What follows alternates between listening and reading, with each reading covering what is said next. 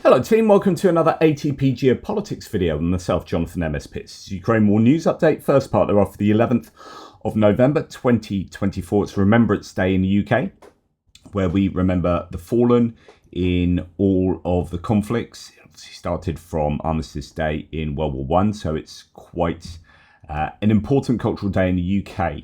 I don't know whether that's the same date in other countries. You guys can let me know, but certainly here it's where we remember those in conflicts, and it's probably a good day to bear in mind those being lost on the front lines and all over, really, Ukraine in this horrific war that was started by an aggressive invader, neighbouring invader. So just on a, we'll return to that later, on a channel point of view, just to, before we get into the news, some of you have been complaining that shorts have been ending up in the main feed of the channel. That is an issue.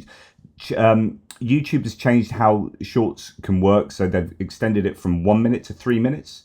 But shorts that are between 1 and 3 minutes, these longer ones, are at the moment, and probably will do for a couple of weeks, going into the main feed. So here it says longer shorts may not show up as shorts within your channel page right away, and you may not see any traffic from the shorts feed yet. It will take a few weeks to update all of the systems and services where shorts are shown and recommended, like channel pages, home, and watch next. Okay, so apologies about that. That's a YouTube thing. We'll try and see if we can change some settings so they don't turn up in the main feed. I know some of you are annoyed that you get these shorts turning up, and I do want them to be slightly different. They should just turn up in where they should turn up. So apologies, but that is a YouTube thing, and it will only hopefully be, if we can't solve it ourselves, a couple of weeks worth of annoyance. Maybe even less now. Okay, going on to Ukrainian general staff figures. All the usual caveats apply to these numbers. You can find them in the description to the video below. And my goodness, there are some humongous loss numbers in a number of these categories. 1,770 personnel lost is almost a daily record. I think 1,780 is the daily record. Let's look at Dell's stats to see. We'll check that in a second. 4 tanks, 40 armoured personnel vehicle lost. That's a really high number in that category. Very high number indeed. 34 artillery systems, fairly significant, almost double the daily average. Then we have 119 vehicles and fuel tanks. We had a record day yesterday, or was it the day before, of 122, and now 119, so that's almost a daily record. And 16 pieces of special equipment is very high in that category as well. So if we look up, 1,700, no, it was 1,760 that was the previous high. This is a record daily high for personnel losses, and of course we are at the point still of a 30-day rolling average high in that category. We have very high numbers in vehicles and fuel tanks, and APVs. That's a pretty significant loss there, considering the daily average is 18.9, so it's about 19, so it's over double the daily average. That means that the Russians are doing a lot of attacking, and they are losing a lot of people and equipment. And the same old questions, which is A, how many of the Ukrainians are losing, and B, how long can they sustain these kind of losses for, and does the introduction of the North Korean troops extend their ability to take these losses further into the future? Right. I'm trying to move all my sources. Well, I'm not moving them. Many of my sources are on Blue Sky. I'm trying to move from Twitter to Blue Sky because I detest Elon Musk. And there are a lot of them over there. So you see these blue butterfly, these icons tell you that they are Blue Sky ones. Now, Ragnar Bjartur Gudmundsson is someone I've dipped into before, but not for a long time, actually. He does the daily loss stats. Again, it's general staff figures, but it's about slicing and dicing these stats and looking at trends. So again, pinch of salt, these are dependent on the Ukrainian general staff figures. Record daily casualties and massive equipment losses. He says, Yakov Yanofsky, he's a guy that does Oryx these days, says 88 Russian losses, 52 Ukrainian losses, added 1.7 to 1 ratio. 30-day ratio at 2.4 times. So in other words, the Russians are losing over a 30-day period on average 2.4 times the amount of kit than the Ukrainians are losing. That would be visually confirmed as according to Oryx. KIU, which is a source for officer losses, says 39 officers have been lost since the last tally, and that's 6.4 per day for the last 4 batches. So that's really significant. There are fewer Russian strikes and an improved strike ratio. So I presume, I don't know what strike that would be, if that is artillery strikes. I don't know. I don't know if I can find here. We've got airstrikes. It might be, I don't know what the ratio, how you'd work out a ratio though in terms of airstrikes. But anyway, there is his Icelandic analysis of the figures. You can pause the video and check out what he has to say in all of these different categories and how he has sliced and diced the info. Right, moving on, we have some more analysis here in terms of losses. This is Vladimir Dechenko. Russia is suffering more and more losses, trying to look like the side that is winning. The dynamics of Russian losses indicates the price of the Russian offensive.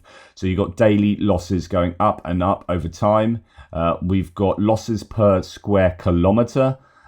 We also have losses related to the fighting territory in some other wars, and where this kind of sits. Let's have a look. So we have a Russia-Ukrainian war.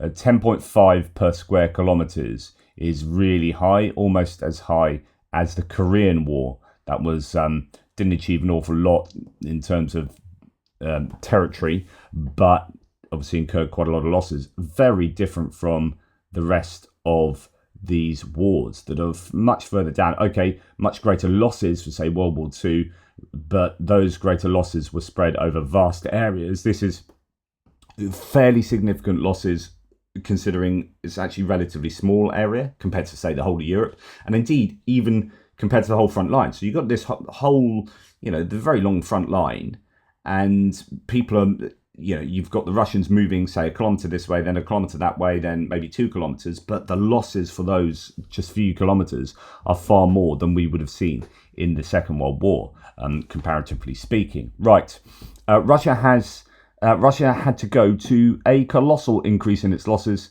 in order to continue to look like the winning side. If in 2022 Russian losses amounted to about 200 soldiers per day, killed and wounded, in 2023 about 500, then 2024 Russia reached the mark of 1,000 and 1,500 soldiers per day. Obviously that's going to be, killed, wounded, also deserted and POWs. Russian losses increased 10 times compared to the first months of the war. Given that hostilities are taking place in fairly limited territories, the overall losses of the Russians are unprecedented. Russia's losses in relation to the area of captured territories are growing exponentially, and so far, only the war in Korea has a higher ratio of losses per area of captured territories.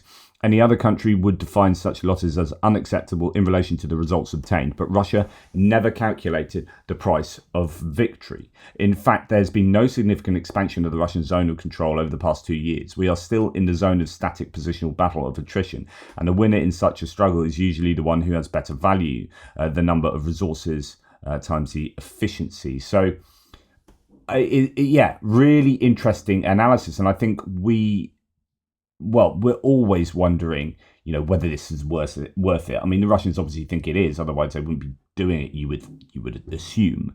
But this is a completely unsustainable way of going about doing a war and taking territory. And my goodness, they are taking some heavy losses. Right, there is the claim that a Russian Mi-24 attack helicopter has been set on fire in Moscow, in the Moscow Oblast, at the Klin 5 airbase overnight from the 9th to the 10th. It is actually, I think there's some footage of it as well. So that's it on fire. It's set ablaze. Helicopter belonged to the 92nd Squadron. So that's good news for the Ukrainians there. And War Translated's Dmitry says, Mill blogger Romanov on the Russian meat assault in Kursk on November the 7th, which resulted in the destruction of several armoured vehicles and the loss of dozens of personnel. According to him, the tragedy was caused by yet another lie. So I've referenced this video actually twice So you can go and check that video out. It's been doing the rounds, a lot of equipment. I mean, it says several armoured vehicles. There's more than several. There's a lot of armoured vehicles getting taken out now. Footage published by the this is a quote from Romanov. Footage published by the enemy shows an attempted breakthrough by the soldiers of the 810th Separate Guards Brigade of the Marine Corps, decorated with the orders of Zhukov and Ushakov in the village of Pogrebki.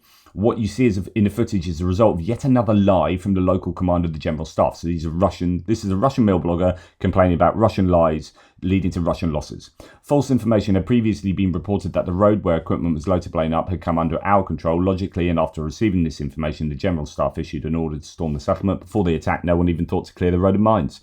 In general, deliberate disinformation from the General Staff by the commander of the 810th Brigade has become a routine practice. Lying is not allowed, but deceiving the General Staff for medals and career advancement, is that acceptable?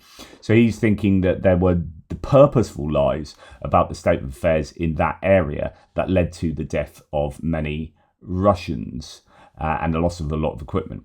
Okay, moving on to distant strikes. Yet again last night, widespread Russian drone attacks. Ukrainian Air Force reported missile and drone attacks. So 2 out of 2 Kh-59-69 missiles were shot down. 74 Shahed drones were fired into Ukraine. 69 were shot down. 39 by conventional means, 30 from electronic warfare. Another 3 returned to Russia and Belarus. So that's 72. So that means 2 out of 72 found their mark, one would assume, which is a pretty good interception rate. But as I keep saying, if you have 2 one night, 3, 5, 2, 6, 3, by the end of the month, you've had quite a lot of damage being done to your country from these drones. A dose of reality here for Josep Borrell from the EU, who is in Ukraine at the moment, in Kyiv at the moment, trying to give the Ukrainians a bit of solace that the EU is not going to go the Trumpian way and back down. I don't want to get into politics in this section, but we will touch on it in the other section because of an announcement made, which is, I think, quite pertinent. But he is over there trying to settle the nerves of the Ukrainians by saying, look, we're going to stick with you. And he's in a shelter this morning. So he says, starting my day in Kyiv in a shelter, Russia unleashes another missile attack. This is a daily reality for Ukrainian people since Russia's full-scale invasion. I've always wanted naysayers. I'd love for Donald Trump Jr. to be in a shelter in Ukraine, to go and visit Ukraine, see the site of Bucha, and then be experience this kind of situation. As I wrote near the end of yesterday's thread, says Tim White, Mykolaiv suffered a devastating multi-drone attack yesterday. 5 more innocent people were killed by Russia's accident. So that was, I think, last night, hitting an apartment block as well as private houses. When a drone hit the upper floors of the apartment block in Mykolaiv, a fire broke out. 1 man was killed there. Across the city, Russia's attack drones demolished a private house, killing 3 women and 1 man. 1 person was injured. They are just... I saw an analysis just saying that they're just going for... It appears residential blocks and whatnot. It's always difficult trying to work out whether residential blocks are hit on purpose or by electronic warfare sending drones awry or by shooting down drones over these areas. And it's probably a mix of all 3. But there are some analysts who are saying, yeah, they're just endlessly going for residential areas at the moment. Certainly what they're doing in Kherson, with individual, like smaller FPV drones and whatnot, they're just trying to murder civilians there. And I get the sense that maybe Zaporizhia city, Dnipropetrovsk, these are other cities that are relatively close to the front line. They could be trying those sort of similar things out as well. Okay, 6 dead and 19 injured as a result of Russian strikes on Mykolaiv and Zaporizhia at night. Mykolaiv, a strike on a residential buildings, fire in houses, 5 dead, at least 1 injured. Zaporizhia, 1 dead, at least 18 injured, including 5 children. House was destroyed. And this is what we are just seeing time and time again. And absolutely horrific from the Russians. Now, on the other hand, Saratov and Engels, the air raid sirens were sounding in Russia, and Gagarin Airport was temporarily suspended operations. Now, Saratov, Engels 2 airbase there is one where they release the bombers from to go and drop guided glide bombs, I think, onto Ukraine, and it's important that is one of the air bases that gets absolutely hammered.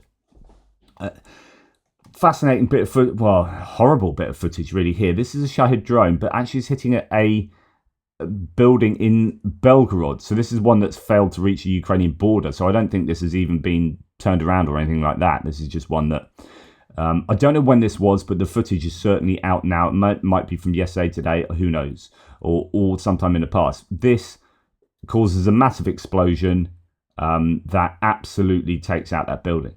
That building ends up being pretty destroyed. That's the power of that drone. So when that was in Belgorod, and I'd be interested to see what those locals think about that, because I'm fairly sure they'd have obviously the Russians will try and tell them it was the Ukrainians, but when the footage gets out, you can rest assured it circulates, and that's definitely a Shahed drone.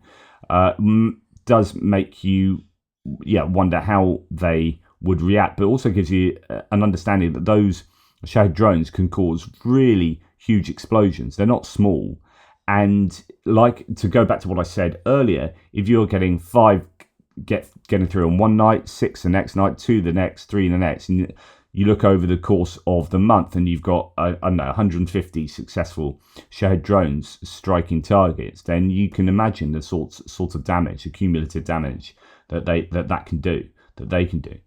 Okay, moving on to other bits and pieces. So winter hasn't even started yet, but Moscow region is already experiencing a flash mob for blackouts. Day before, a large-scale power outage occurred in Zvenigorod. Thank you, Ivan. It's very, very kind.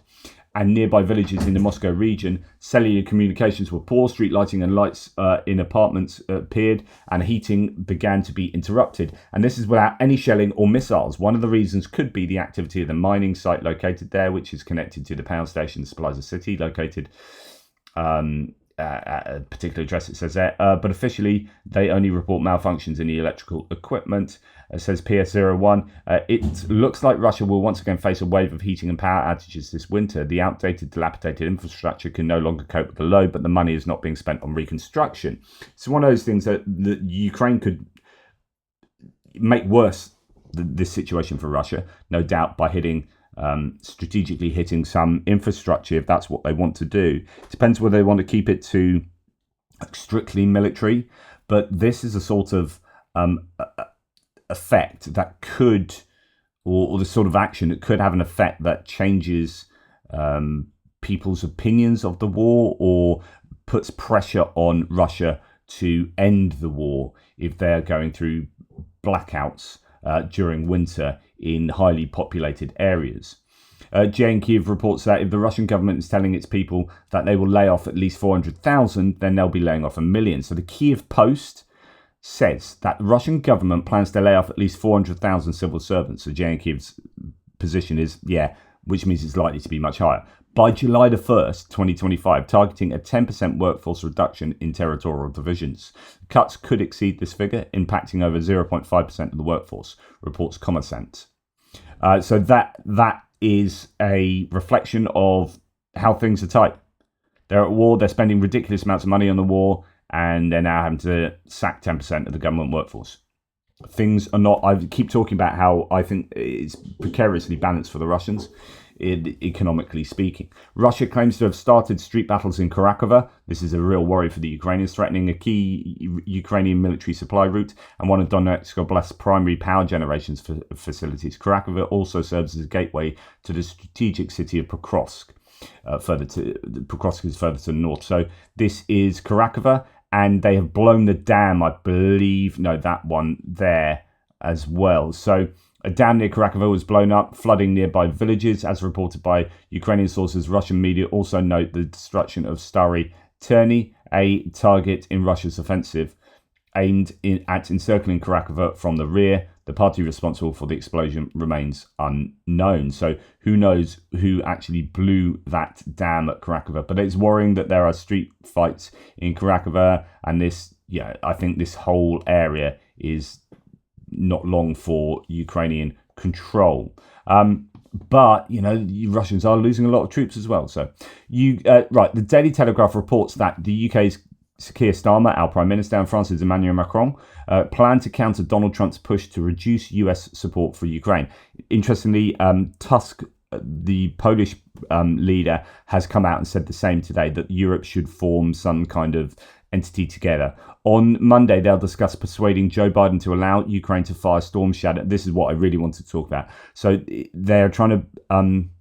So the first thing is that they are trying to get Joe Biden to change his mind on the use of Storm Shadows. So that would, if successful, that would mean that Ukraine could fire things deeper into Russia. And that would be a lovely parting gift from Joe Biden. Long overdue, but my goodness, it would be useful if Ukraine could do that. I don't know why he just hasn't straight away said, yep, go for it, just do anything. Yeah. But it also indicates that it is the US that's holding back French and UK use. Like, we know this now. So this is not a UK thing. It's not a French thing. This is an American thing. Quite why? Is it just anti-escalation, or are there other things to do with, say, needing access to satellite imagery, etc., etc.? Is a theory some people have proposed. Now, and we'll talk about this later in the military aid and geopolitics video, but I am particularly worried that if there is a pulling back of support for Ukraine from the US, I've told you one area that I'm particularly worried about is sanctions. I think if they lift sanctions, it's game over for Ukraine. But another one is satellite imagery. The US, I'm positive, is absolutely crucial for Ukrainian intelligence. And I don't know how much the US will pull out of supporting Ukraine, but every indicator at the moment, every indicator is not good. Appointees, people they haven't appointed. So Mike Pompeo and Nikki Haley have explicitly been told they're no one else, just those two. Why those two? They're the only two I can think that are pro-Ukraine. And they've been explicitly told they're not a part of the Trump administration. All the appointees, Donald Trump Jr. has been saying that you've got 38 days until your money runs out. Like, everyone is saying, everything that everyone is saying in the new Trump administration, nothing is good for Ukraine. Nothing is good for Ukraine. So this is a really problematic point. It's an inflection point. And I think with Russia on the precipice, not looking good, politically, economically, and actually militarily, I think they're brittle. If we were absolutely piling it in, then it could be you could really put the Russians on the back foot. But it's at that particular key point where it looks like the pressure is going to be put off Russia. Now, if that $6 billion worth of aid that the US still has can be expedited before January the 20th, that is some good news. But it's just insanely frustrating. Anyway, that's my tuppence. I've got a lot of content coming out today, so you can look forward to that. There's a lot to say that I haven't been able to say over the weekend because I had a busy weekend. Sorry about that. Take care, guys, and I'll speak to you soon.